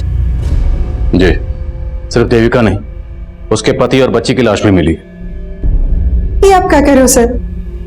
कल रात ही तो मेरी बात हुई है देविका के पति और बेटी से, और वो लोग यही पास में ही रहते हैं। वो दोनों यहीं रहते हैं, तो देविका उस किराए के घर में क्यों रह रही थी? और वो बच्ची और आदमी कौन था जिसकी लाशें हमें मिली? मुझे ये सब नहीं मालूम। मैं खुद पिछले 2 साल से देविका को ढूंढ रही हूँ। 2 साल से ढूंढ रही? हाँ सर, 2 साल पहले देविका अपने पति और बेटी से झगड़ा करके मायके चली आई थी, और मनीष जब उसको लेने आया। ये कैसी बात कर रही हो तुम देविका? हाँ, मैं तो खुद तुम्हें लेने आया हूं यहाँ पर। ये सब करके तुम क्या जताना चाहते हो? कि तुम्हें मेरी जरूरत है? सच तो ये है कि तुम में से किसी को मेरी जरूरत नहीं। बेटा, ये क्या बोल रही है और कहाँ जा रही है तुम? अपने मन की शांति ढूंढने। यहाँ से जाने के बाद देविका ने अपना नंबर बंद कर दिया। हमने ढूंढने की बहुत कोशिश, पर कुछ पता नहीं चला। देविका का पति और बच्ची यहाँ रहते हैं, वहां का एड्रेस दीजिए और फोन नंबर भी।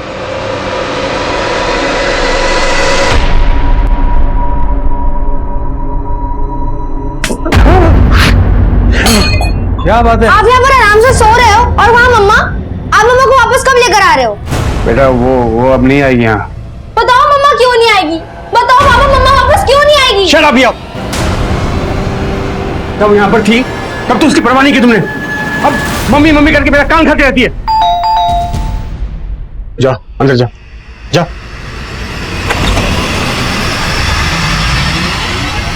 क्या? देविका की लाश? बहुत ही गहरी नफरत निकाली गई। देविका के हाथ पैर बांधकर उसे चूल्हे पर जलाया।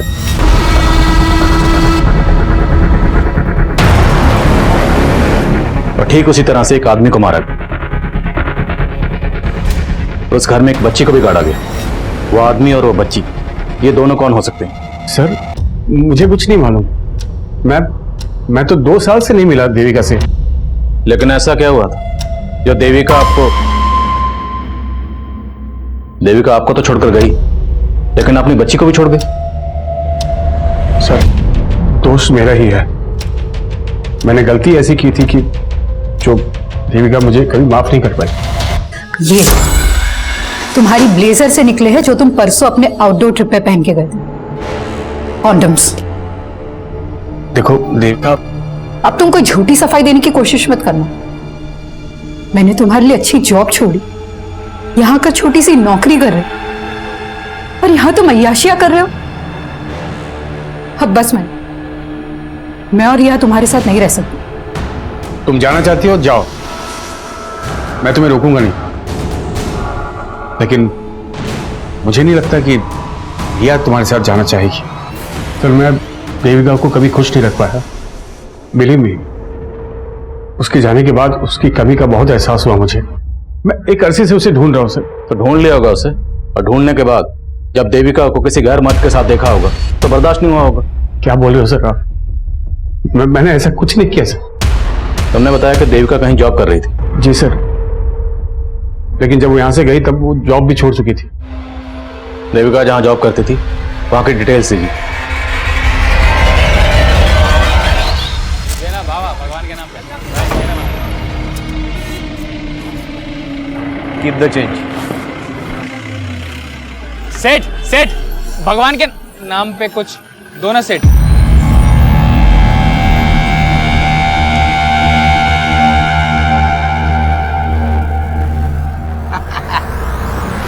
ना अबे आग।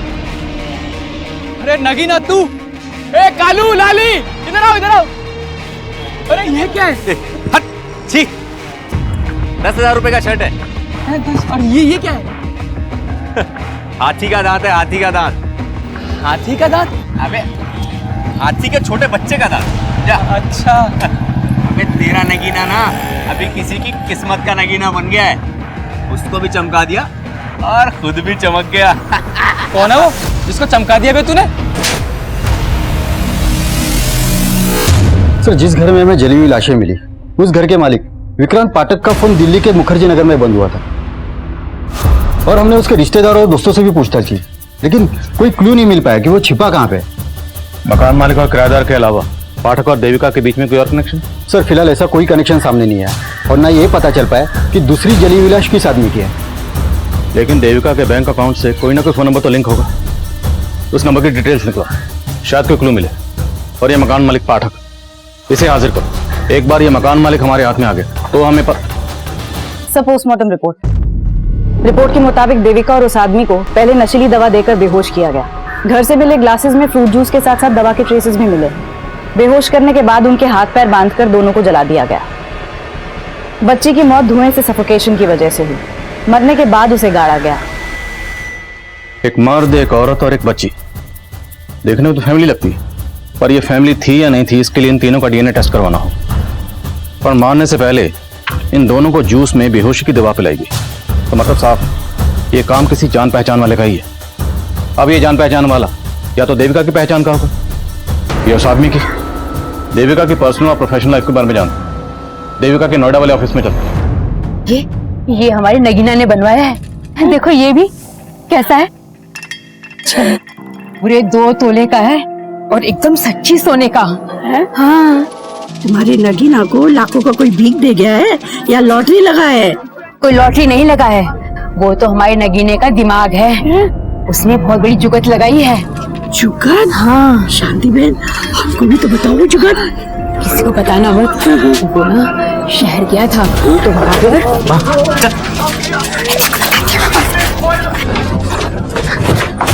ये क्या बेवकूफी कर रही है? किसी को पता चल गया तो कितना बड़ा आफत आ जाएगा, तेरे को मालूम है क्या? अरे तू ही तो बोला था कि आफत उसको आएगा जिसने तुझको इतना पैसा दिया। जरा उठा उठा के ना तेरे दिमाग में कचरा ही भर गया है माँ। भी अपना मुंह बंद रख, समझी? जो मैं बोलता हूँ वही कर।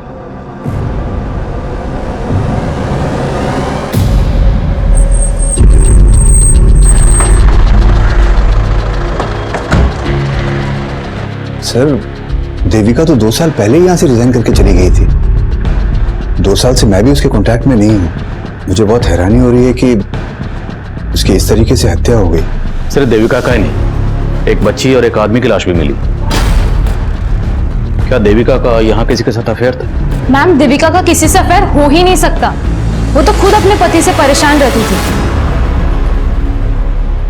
उसने तुम्हें अपने पति के बारे में कुछ बताया था? देविका का पति गोरखपुर में एक सेल्समैन की नौकरी करता था और 3 साल पहले वो नोएडा में शिफ्ट हुए थे, पर देविका उनके साथ नहीं आना चाहती थी। क्यों? क्योंकि देविका बहुत ही क्वालिफाइड थी मैम, और वो गोरखपुर में एक एरोस्ट्रेस इंस्टीट्यूट में ग्रूमिंग इंस्ट्रक्टर का जॉब करती थी। लेकिन फैमिली के लिए वो यहाँ आ गई और रिसेप्शनिस्ट का जॉब कर रही थी। लेकिन इतने सब सैक्रिफाइस के बाद भी ना उसका पति उसे इंपॉर्टेंस देता था और ना उसकी बेटी उसे समझती थी।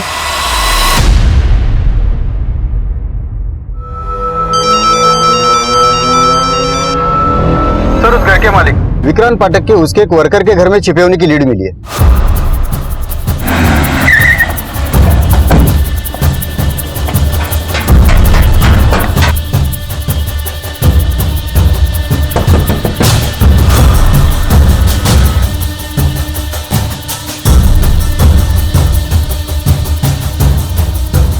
साहब, देविका और उसके बच्चे से मैं आज तक नहीं मिला, और फिर अपने किराएदार को मरवा के क्या मिलेगा मुझे? एक चश्मदीद ने उसी घर के पिछले हिस्से में तुझे गड्ढा खोदते हुए देखा। वो तो 3 महीने पुरानी बात है साहब। 3 महीने पहले? तो 3 महीने पहले भी किसी को मारा था? नहीं साहब, किसी इंसान को नहीं। मैंने गड्ढे में अपना मरा हुआ कुत्ता गाड़ा था। कुत्ता? हाँ साहब, वो घर ही मनहूस है साहब। मुझे सस्ता मिला तो मैंने ले तो लिया, इन्वेस्ट कर दिया। सोचा था चलो कम से कम किराया तो आएगा, लेकिन दक्षिण दिशा में मुंह होने के कारण कोई भी किराएदार नहीं आ रहा था। उसके बाद मुझे एक बाबा मिले। उन्होंने सुझाव दिया कि अगर घर की मनहूसियत खत्म करनी है तो अपने किसी वफादार जानवर की बलि देनी होगी। इसलिए उनकी बात मान के मैंने तंत्र पूजा की और अपने वफादार कुत्ते की बलि दे दी और उसको गड्ढे में गाड़ दिया साहब। मैंने सिर्फ अपने कुत्ते की बलि दी थी, मैंने किसी इंसान को नहीं मारा साहब।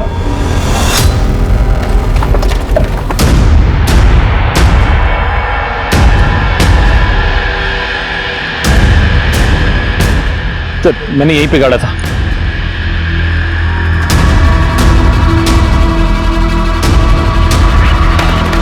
सर यही है सर, कुत्ते की हड्डी देखिए।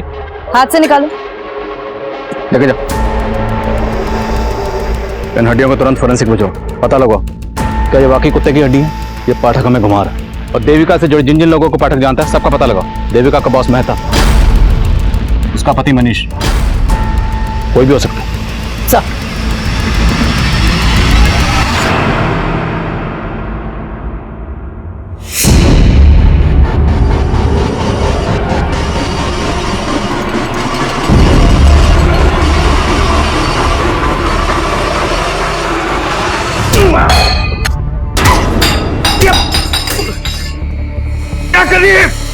क्या करी तू? आपने मारा ना मेरी मम्मी को, इसलिए उस दिन बोल रहे थे ना कि मम्मा वापस नहीं आएगी। तू? आपको मैं छोड़ूंगी नहीं। रिया!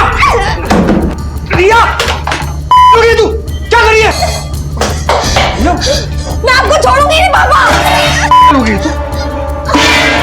तेरी हरकतें मैं अभी ठीक करता हूँ, अभी ठीक करता हूँ। चुप कर। आपने मेरी मम्मी को मारा है। मैंने नहीं मारा। आपके सामने आपको एक्सपोज कर दूंगी।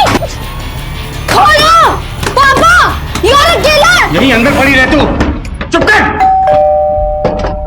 एकदम चुप चुप।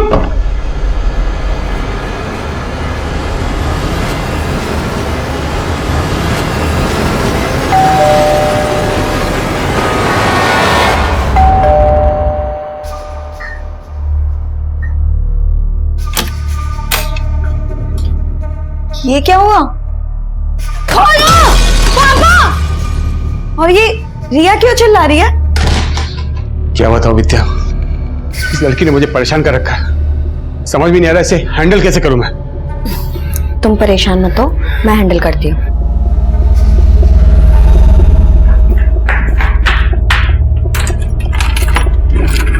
रिया,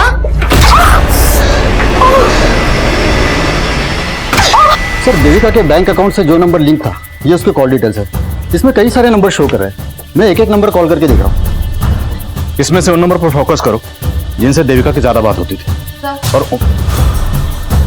सर फॉरेंसिक वालों ने बताया कि घर में से मिली हुई हड्डियां किसी जानवर की ही थी, इंसान की नहीं। मकान मालिक विक्रांत पाठक का देविका के बॉस या मनीष से कोई कनेक्शन नहीं निकला। लेकिन हाँ सर, मनीष का एक छोटा भाई है नीरज, और घर की दीवार पे भी लिखा हुआ था। तो ये मनीष का छोटा भाई नीरज गायब है? गायब तो नहीं है सर। सर एक मिनट सर, देविका के कॉल रिकॉर्ड में एक नंबर नीरज नाम के लड़के का भी है। ये देखिए, नीरज जायसवाल। मैंने इस नीरज को कॉल भी किया था लेकिन इसने उठाया नहीं। तो तुम उठाओ इस नीरज जायसवाल। सर वैसे मैं हर साल एक नई और महंगी गाड़ी लेता हूं, तुम्हारी इस पुरानी गाड़ी का ये नंबर प्लेट मुझे बहुत पसंद आया। कितना लेगा? क्या ये नंबर प्लेट का? अरे नंबर प्लेट का नहीं भाई, पूरी गाड़ी का। आपके लिए 3 लाख रुपए। अच्छा अच्छा ठीक है। चल चल टेस्ट ड्राइव दे। हाँ हाँ टेस्ट ड्राइव दे। जाओ जाओ। भाग रहा है, चल चल पकड़ पकड़ चल चल। साला रुको, साला फिर भाग गया। इस बार हाथ लगाना, साले की सारी रईसी निकाल दूंगा।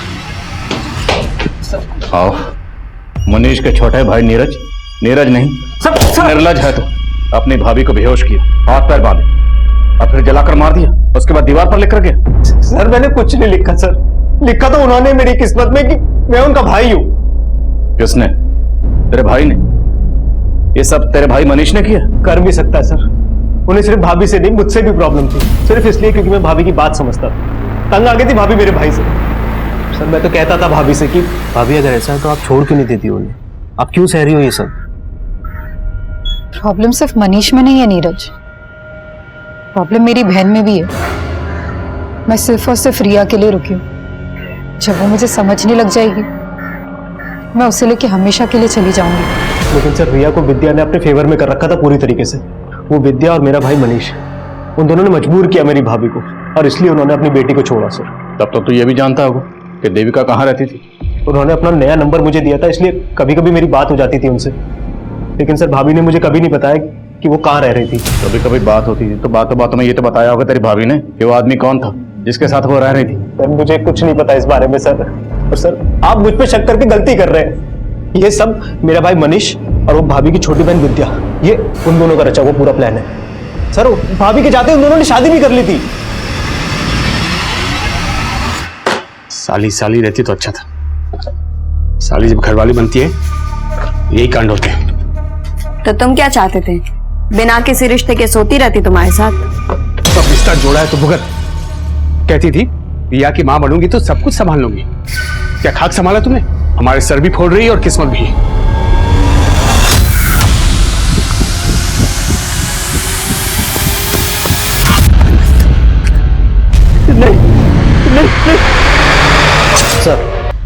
सर उस मनुष्य और विद्या को उठा के लाए। बिठा दो राम। जैन सर। जी सर। ठीक है सर, मैं अपडेट करता हूँ आपको। सर, देविका के कॉल रिकॉर्ड्स में एक ऐसा नंबर मिला है जो कंटिन्यूसली स्विच ऑफ जा रहा है। किसका नंबर है? सुरेश तिवारी। इसका फोन हत्या वाली रात उस घर के एरिया में बंद हुआ जहां से लाशें मिली थी। नंबर कहाँ का है? मेरठ। तुरंत मेरठ निकल, उठाओ इसे।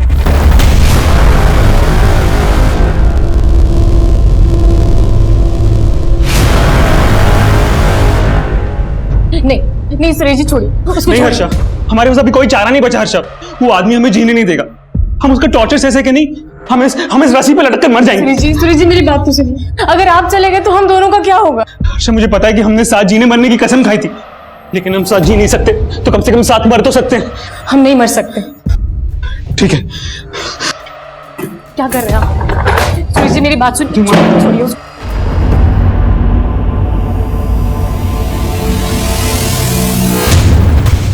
सर आप ऐसे कैसे हमें उठा कर ले आए? जैसे तू लेकर आया अपनी साली को अपनी जिंदगी में। जीजा साली से बन गए मियां बीवी। फिर आखिर ऐसा क्या हुआ कि नौबत एक दूसरे का सर फोड़ने तक आ गई?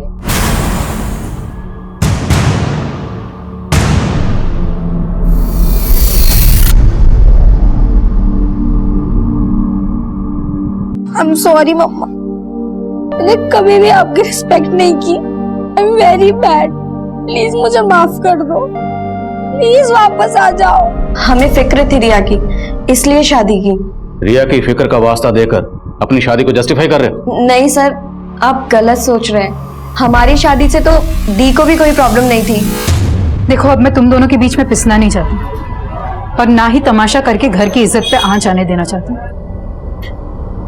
तुझे मनीष पसंद है ना, तू बना ले इन्हें अपना पति, मुझे कोई प्रॉब्लम नहीं है।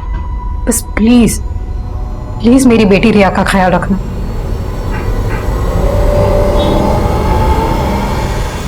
अचानक से खुद से कहीं चली गई। अचानक से चली गई या तुम दोनों ने इसे जाने के लिए मजबूर कर दी?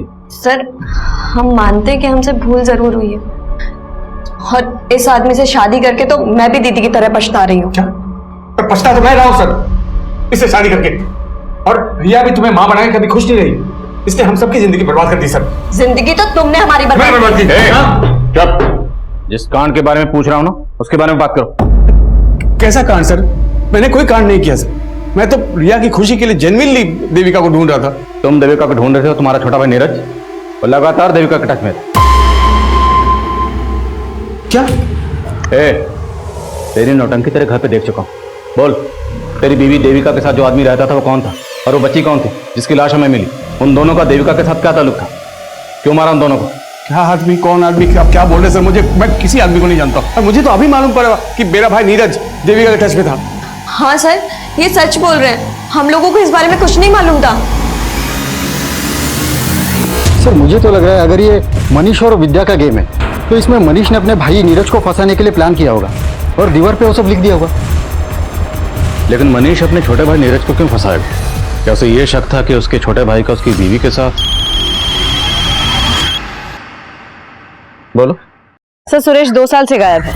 और 2 साल से गायब? हाँ सर, सुरेश यहाँ अपनी पत्नी हर्षा और एक बच्चे के साथ रहता था। हर्षा तो यहाँ नहीं है। पता चला है कि सुरेश मेरठ में जल विभाग में क्लर्क था।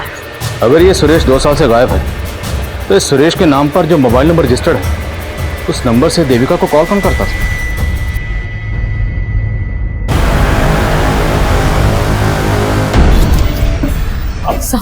आप फिर से आ गई? आपसे बोला ना जैसे ही आपके पति का पता चलेगा आपको बुला लेंगे। वो शायद नहीं मिलेंगे साहब, उन्होंने आत्महत्या कर ली होगी। क्या?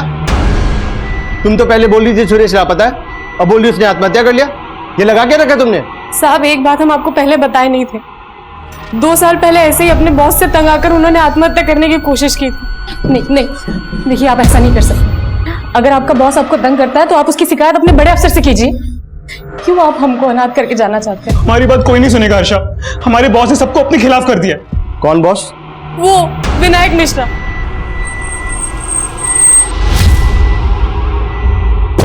हाँ मैडम, सुरेश यहाँ मेरे अंडर में ही काम करता था, लेकिन 2 साल पहले वो अचानक से गायब हो गया।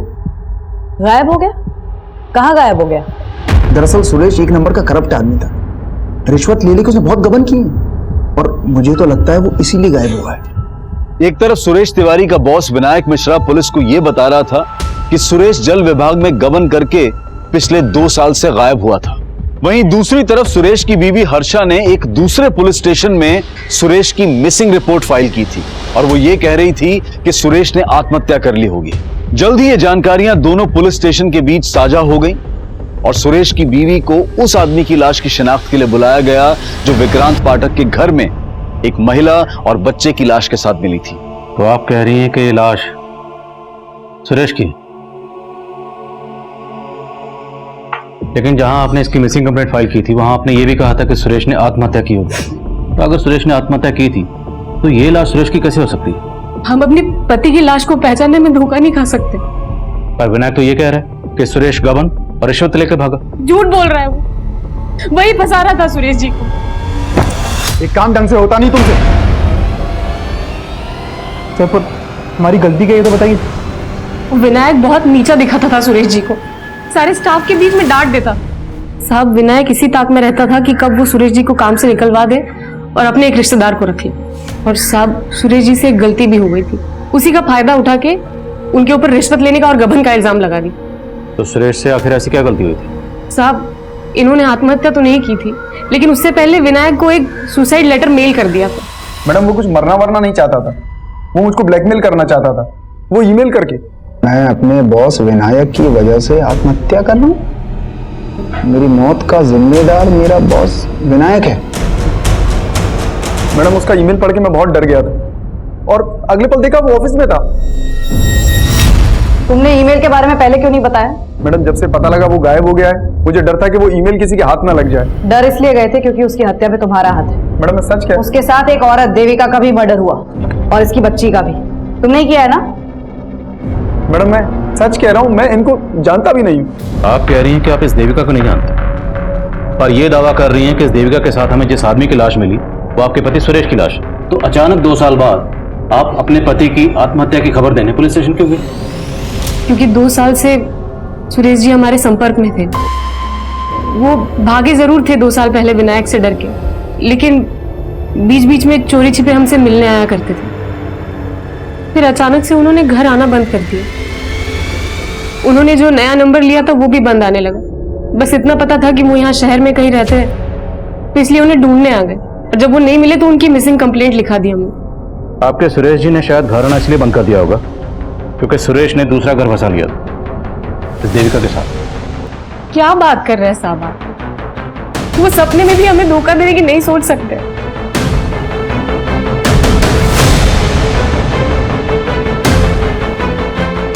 सर ये औरत दिखने में जितनी सीधी है, विनायक उतना ही चालाक है।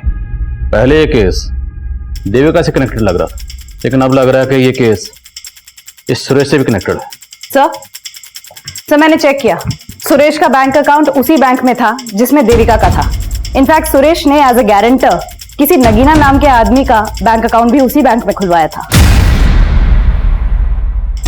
इस नगीना का इन कत्ल से क्या ताल्लुक है? सर नगीना एक भिखारी था। अचानक से उसके बैंक अकाउंट में बहुत सारे पैसे आ गए थे और 1 हफ्ते पहले उसका मर्डर हो गया। नगीना मर्डर केस विनोद नगर पुलिस इन्वेस्टिगेट कर रही है। वो लोग भी हैरान थी कि अचानक एक भिखारी के पास इतने पैसे कहां से आ गए, और जब उसके बैंक अकाउंट होने की बात पता चली तो उन्होंने मुझे कांटेक्ट किया। लेकिन इस नगीना का मर्डर किसने किया? सर विनोद नगर पुलिस को भोलू और कालू नाम के आदमियों पे शक है। ये नगीना के साथ भीख मांगते थे। लेकिन सुरेश की भिखारी का बैंक अकाउंट खुलवाने के लिए उसका गारंटर क्यों बनेगा? और भिखारी का अकाउंट में इतने सारे पैसे और दोनों का मर्डर भी हो जाता है। इस नगीना का कोई जान पहचान का है? कोई रिश्तेदार कोई भी? नगीना की माँ शांति कचरा बीनने का काम करती है। साहब हमारे नगीना को भोला और कालू ने मारा और आप हमें यहाँ ले आए। तो मैं इसलिए लेकर आए कि तुम्हारे बेटे के पास इतने पैसे कहां से आए जो बैंक में अकाउंट खोला, और पहले उसके अकाउंट में लाखों रुपए रहते थे, अब 1 पैसा नहीं। कहां गए? बोलो। साहब वो सारा पैसा निकालकर घर में छिपा दिया था। और पैसे आए कहां से थे? वो एक आदमी ने उसे दिया था और उसका खाता भी खुलवाया था साहब। ये था वो आदमी? नहीं साहब, हम नहीं जानते कि वो कौन था। हमारा बेटा ही मिला था उससे। अरे सेठ लोग के पास है ना, पैसा छुपाने के लिए जगह नहीं रहता है। इसके लिए मेरे जैसे लोग को ढूंढते। उसने मेरा अकाउंट खुलवाया ताकि अपना काला पैसा सफेद कर सके। लेकिन बेटा सफेद खाने से हमारा क्या फायदा? अरे माँ, वो मेरे अकाउंट में पैसा डालेगा, थोड़ा खुद लेगा, बाकी अपना। अरे उसने बोला है मुझे नौकरी भी लगाएगा। नगीना का किस्मत बदल गया था, तभी भोला और कालू से चिढ़ते थे, इसीलिए मार डाला उसको। अब आप हमें छोड़ दीजिए और उनको पकड़िए। सर अगर हम नगीना की माँ का भरोसा कर भी ले तो सवाल ये उठता है कि सुरेश नगीना को इतने पैसे दे कैसे सकता है? कहीं उसके रिश्वत और गबन के पैसों की कहानी तो नहीं? लेकिन सुरेश मर चुका है, तो मुमकिन है ये पूरा का पूरा खेल कोई और ही खेल रहा, और हमें उस खिलाड़ी को ढूंढना है जिसने सुरेश के जरिए नगीना का बैंक अकाउंट खुलवाया। नगीना मर्डर केस सामने आने के बाद साजिश की कई गहरी परतें नजर आ रही थी, जिनके जवाब ढूंढने के लिए पुलिस ने कल्लू और भोलू की तलाश तेज कर दी, और पुलिस के खबरी नेटवर्क ने जल्द ही कल्लू और भोलू की मौजूदा ठिकाने का पता लगा लिया।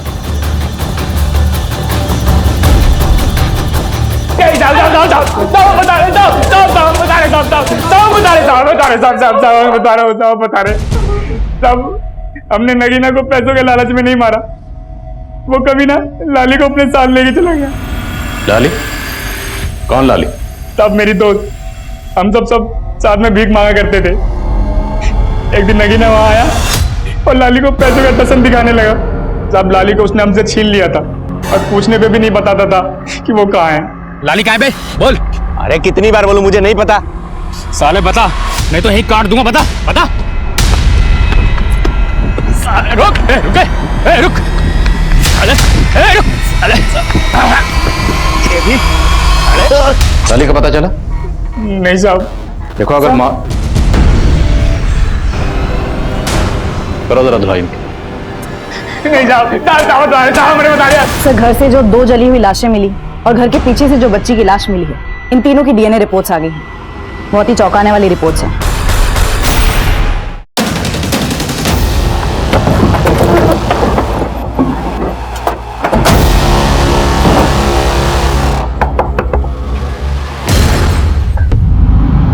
हमसे दूर जा रही हूँ, पर दिल से कभी दूर नहीं होगी। कभी भी मेरी जरूरत पड़े तो मुझे याद जरूर करना। अरे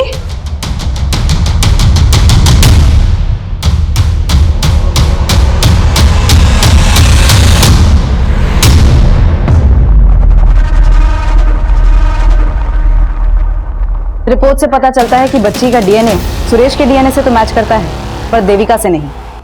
इसका मतलब वो डेड बॉडी देविका की नहीं है। मतलब ये सारा का सारा गेम देविका। नजरें मत झुकाओ, जो किया वो क्यों किया ये बताओ। मैं तो बस शांति की जिंदगी जीना चाहती थी, पति और बेटी का प्यार चाहती थी, लेकिन किसी ने मुझे नहीं समझा। मैं सबसे तंग आकर चली गई थी। कोई अच्छी सी नौकरी ढूंढ कर सेल्फ डिपेंडेंट बनना चाहती थी। और फिर एक दिन जॉब ढूंढते ढूंढते मेरी मुलाकात सुरेश से हुई। हम अच्छे दोस्त बन गए, साथ रहने लगे। लेकिन इसके बारे में मैंने अपने घर वाले से कुछ नहीं कहा। और तुम्हारा देवर नीरज, वो तो लगातार तुम्हारे टच में था। मैं उसके कांटेक्ट में थी, लेकिन सिर्फ इसलिए क्योंकि मैं जानना चाहती थी कि वहां क्या हो रहा था। और जब पता चला कि मनीष ने सच में विद्या से शादी कर ली, तो मैंने भी सुरेश से शादी कर ली। मैं एयर होस्टेसेस को ग्रूमिंग करने के लिए ऑनलाइन टीचिंग का जॉब कर रही थी। अच्छे खासे पैसे भी कमा लेती थी। लेकिन सुरेश कुछ नहीं कर पा रहा था। उल्टा वो तो मुझसे पैसे लेकर अपनी बीवी को भेजता था। इसलिए उसे छोड़कर अपनी बेटी के साथ उस घर में रहने चली गई। लेकिन वो मुझे ढूंढता हुआ वहां भी आ गया और कहने लगा, देविका ये बेटी मेरी भी है। ये हमारे प्यार की निशानी है देविका। और मैं उस हर्षा से नहीं, मैं सिर्फ तुमसे प्यार करता हूँ। तुम ये सोचो कि मैंने उस हर्षा को छोड़ दिया है। मैंने फिर सुरेश को एक मौका दिया, लेकिन अभी भी उसकी नीयत मेरी कमाई पर ही थी। तुम टेंशन मत लो हर्षा, मैंने सब सेट कर दिया। बस कुछ ही दिनों की बात है, फिर हम वापस साथ रहेंगे। मुझे शक होने लगा कि वो मेरे साथ बहुत बड़ा गेम खेल रहा है। और उस दिन से मैंने उस पर नजर रखना शुरू किया। फिर एक दिन मैंने उसको एक भिखारी के साथ देखा। उसका हूबहू हुलिया अपने जैसा बनवा दिया। मैं उसका सारा प्लान समझ गई थी। वो उस भिखारी को मार के ये साबित करना चाहता था कि वो मेरे साथ मारा गया। सुरेश नगीना को मारना चाहता था? जी सर, पर मैंने उसका ही प्लान उस पर उल्टा चल दिया। फिर मैंने नगीना को पैसे का लालच देकर अपनी कदकाठी की लड़की का इंतजाम करने के लिए कहा। और नगीना भिखारन लाली को तुम्हारे पास लेकर आया। जी आपने अपना नाम नहीं बताया? जी मेरा नाम लालिमा है। अच्छा, तुम नहीं ले रही हो? नहीं, मैंने अभी खाना खाया। लालिमा पियो ना।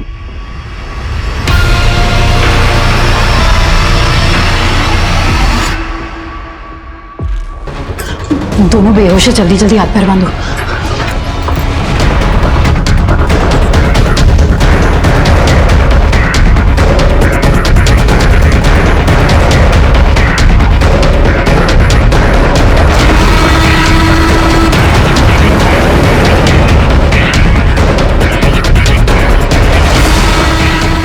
और तुमने दीवार पर वो सब क्यों लिखा था? मुझे नीरज से पहले कभी कोई शिकायत नहीं थी, लेकिन जानती थी कि जब आप मनीष के भाई तक पहुंचेंगे तो आपको लगेगा कि ये मनीष की ही चाल है। और मैं मनीष को फंसाना चाहती थी, उसे बर्बाद करना चाहती थी। आज सिर्फ और सिर्फ उसी की वजह से मेरी जिंदगी बर्बाद हो गई। तुम्हारी जिंदगी खुद तुम्हारी वजह से बर्बाद हुई।